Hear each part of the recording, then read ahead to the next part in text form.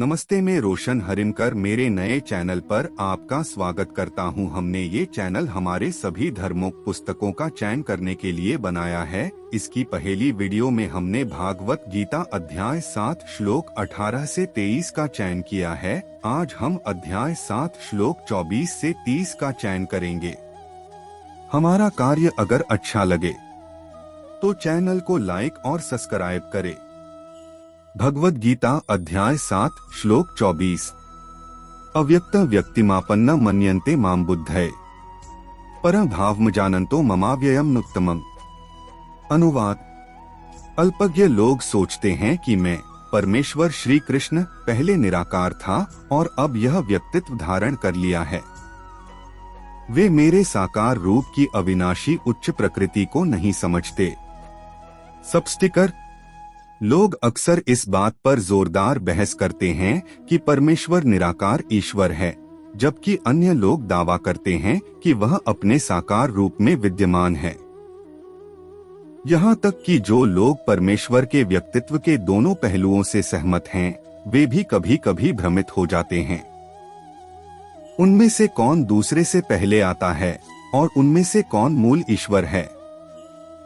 क्या परमेश्वर का साकार रूप निराकार से प्रकट हुआ या यह इसके विपरीत है? हमने पहले श्लोक 4.5 की टिप्पणी में इस पर चर्चा की है। इस श्लोक में श्री कृष्ण इस विवाद का समाधान यह कहकर करते हैं कि भगवान आध्यात्मिक जगत में अपने दिव्य रूप में सदैव विद्यमान रहते हैं। अज्ञानी लोग उनके सगुण रूप की भव्य और अविनाशी प्रकृति को नहीं समझते। भगवान का दिव्य व्यक्तित्व निराकार ब्रह्मा से प्रकट नहीं हुआ है, यह आदिम है। उनके दिव्य शरीर से निकलने वाला दिव्य प्रकाश ही निराकार ब्रह्मा है। पद्म पुराण में कहा गया है, यन्नखेन्दुरुचिर ब्रह्मा ध्येयं ब्रह्मादिभ्यः सुरैः गुणात्रमतीतम तम वंदे वृंदावनेश्वरम। पाताल खंड 77.60 भगवान के व्यक्तित्व के नख से निकलने वाले प्रकाश की पूजा ज्ञानियों द्वारा ब्रह्मा के रूप में की जाती है। इसलिए दोनों रूपों में कोई अंतर नहीं है। दोनों में से कोई श्रेष्ठ या निकृष्ट नहीं है। भगवान के साकार रूप में उनका नाम, रूप, गुण, धाम, लीला, गण आदि उनकी दिव्य शक्ति के विस्तार के रूप में प्रकट होते हैं। लेकिन निराकार ब्रह्मा में सभी दिव्य शक्तियां और शक्तियां विद्यमान होने पर भी वे गुप्त रूप में हैं। भगवद गीता अध्याय 7 श्लोक 25।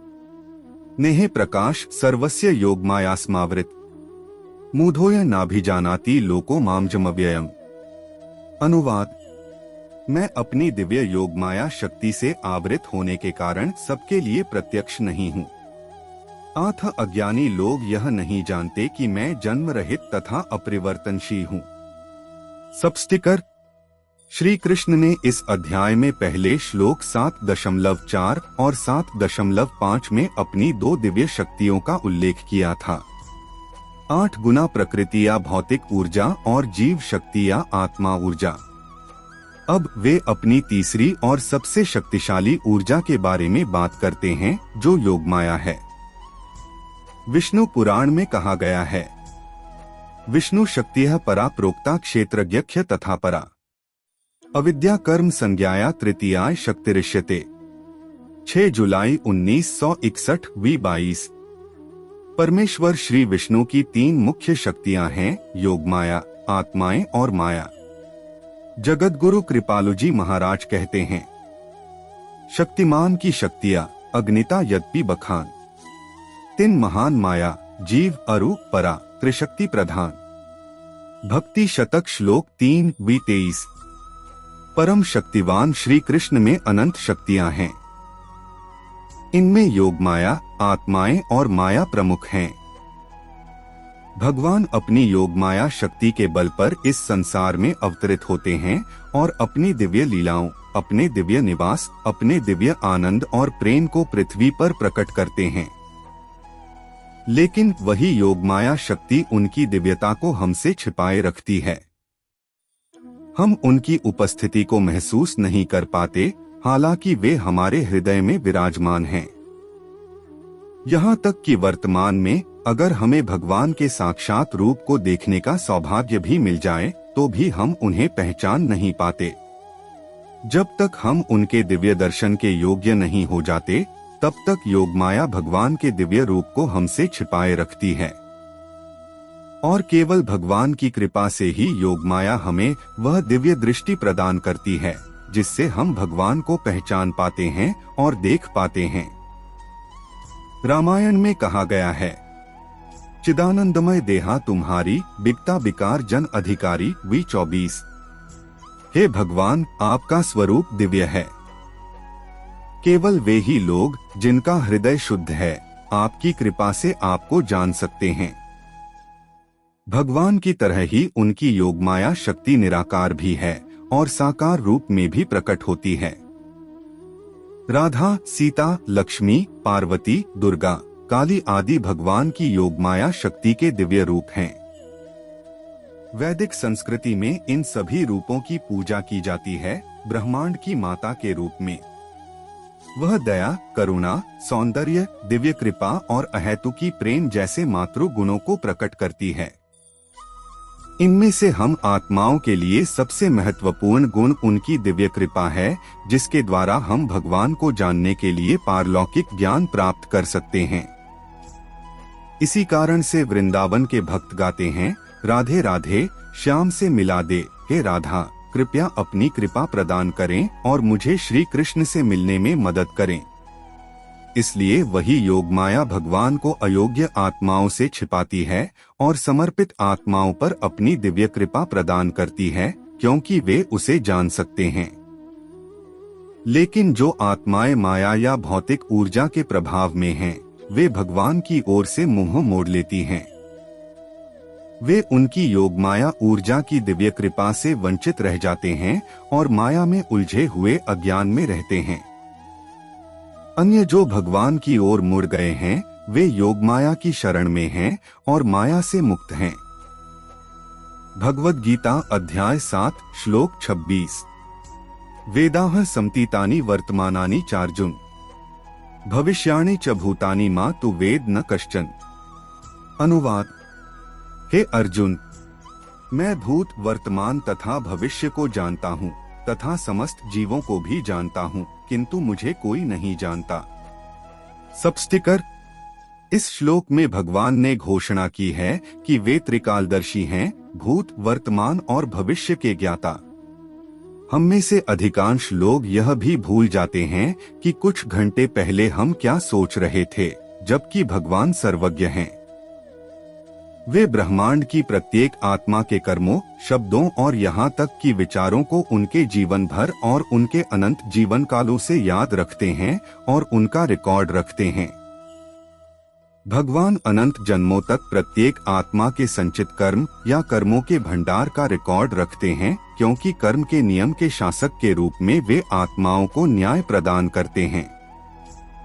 श्री कृष्ण कहते हैं कि उन्हें भूत, वर्तमान और भविष्य सबका ज्ञान है। हालांकि अपनी सीमित बुद्धि से हम सर्वशक्तिमान ईश्वर को नहीं जान सकते।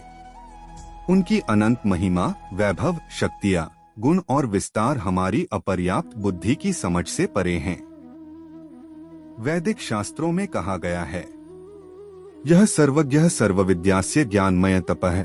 मुंडकोपनिषद 1 जनवरी 2009 V25। ईश्वर सर्वज्ञ और सर्वज्ञ है, उसकी तपस्या में ज्ञान निहित है। नैषा तर्केण मतिरापनेया कठोपनिषद 1 फरवरी 2009 V26। ईश्वर हमारी बौद्धिक तर्क पद्धति से परे हैं। यतो वाचो निवर्तन्ते अप्राप्य मनसा सह तैत्तिरीय उपनिषद 2 सितंबर 2001 V27। परमेश्वर को शब्दों में वर्णित नहीं किया जा सकता, नहीं हमारा मन उसे समझ सकता है। राम अतर्क्य बुद्धि मन बानी, माता हमारा अस सुनाही सयानी। रामायण V28। ईश्वर का विश्लेषण तर्कों से नहीं किया जा सकता या शब्दों, मन और बुद्धि से उसका निरूपण नहीं किया जा सकता। भगवान ही स्वयं को जानते हैं। लेकिन अगर उन्हें कोई योग्य आत्मा मिल जाए तो वे उस भाग्यशाली आत्मा पर अपनी कृपा करते हैं और फिर भगवान की दिव्य बुद्धि से आत्मा भगवान को जान लेती है। इसलिए भगवान की कृपा से ही भगवान को जाना जा सकता है। हमारी भौतिक बुद्धि में उन्हें जानने की क्षमता नहीं है। भगवान की कृपा की अवधारणा पर 10.11 और 18.56 में फिर से विस्तार से चर्चा की गई है।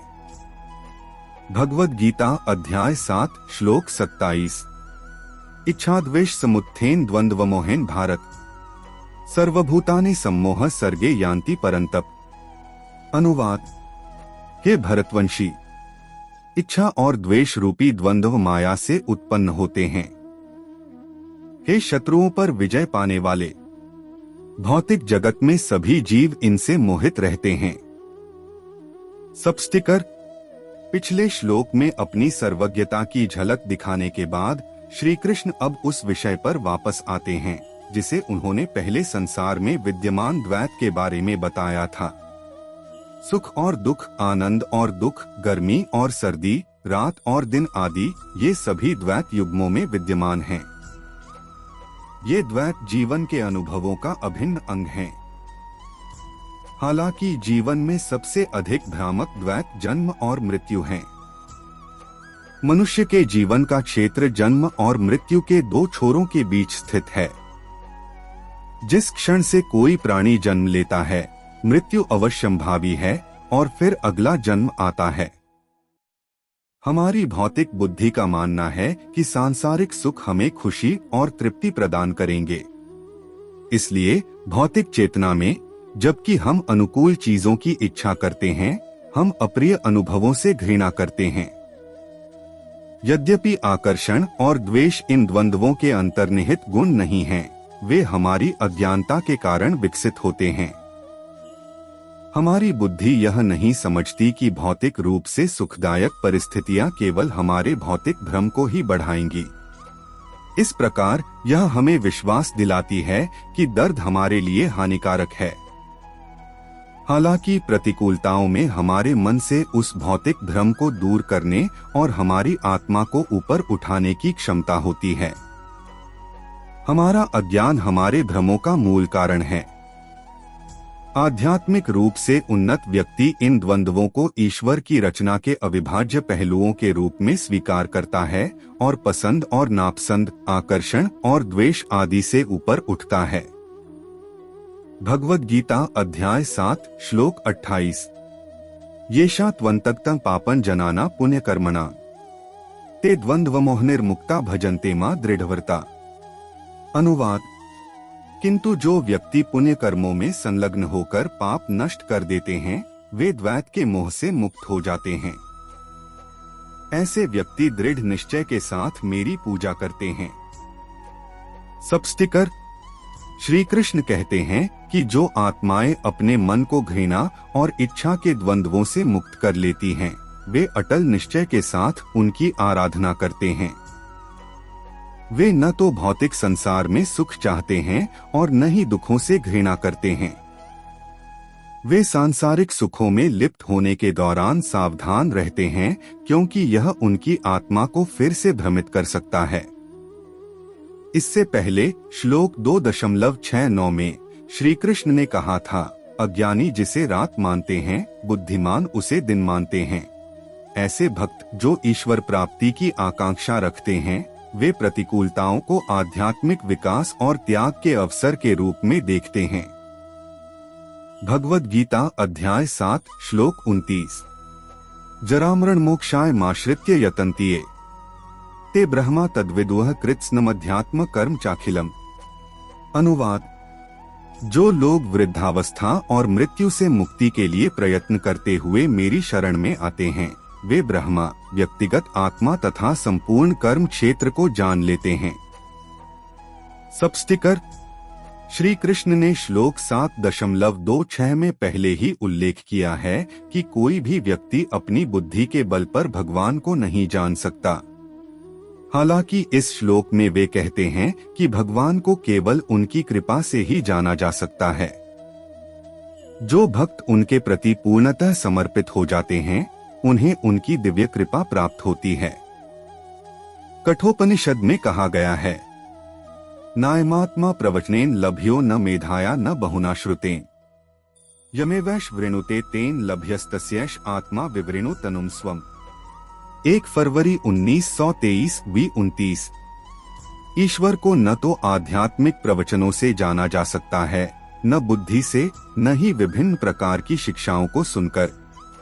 जब वह किसी पर अपनी कृपा बरसाते हैं तभी वह भाग्यशाली आत्मा उन्हें जान पाती है। वेद कहते हैं, एकस्मिन् विज्ञते सर्वमिदं विज्ञातम भवति 30। यदि तुम ईश्वर को जान लोगे तो तुम सब कुछ जान जाओगे। हालांकि कुछ आध्यात्मिक साधक आत्मज्ञान या स्वयं के ज्ञान को मानव जन्म का अंतिम लक्ष्य मानते हैं, लेकिन यह ज्ञान के सागर जो ब्रह्म ज्ञान या ईश्वर का ज्ञान है में एक छोटी सी बूंद मात्र है। केवल एक बूंद को जानने से कोई महासागर की विशालता, गहराई या शक्ति को नहीं समझ सकता। इसलिए आत्मज्ञान किसी भी तरह से ब्रह्म ज्ञान के बराबर नहीं हो सकता। हालांकि यह परम की ओर एक प्रारंभिक बिंदु हो सकता है। वेदों के अनुसार परम ज्ञान ईश्वर का ज्ञान है।